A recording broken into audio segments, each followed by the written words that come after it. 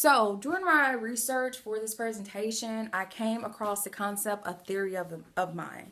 Actually, this was my first time like hearing about it and researching about it, so I found it very intriguing. Theory of the mind is a concept that says basically if you have theory of the mind, you're able to put yourself in another person's shoes or perspective.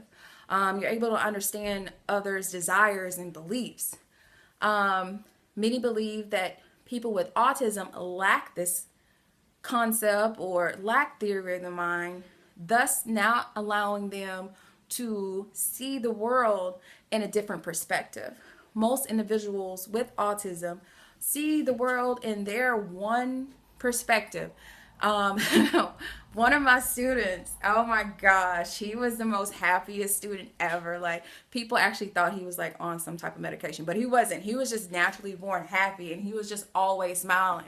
And you never knew what was in his mind, but you wanted to know what was in his mind because he was just so happy all the time.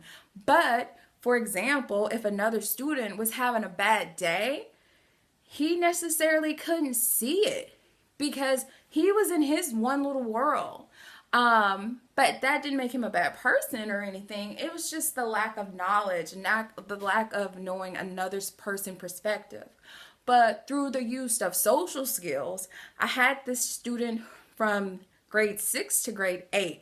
By the time he was in grade 8, he was actually a very caring student.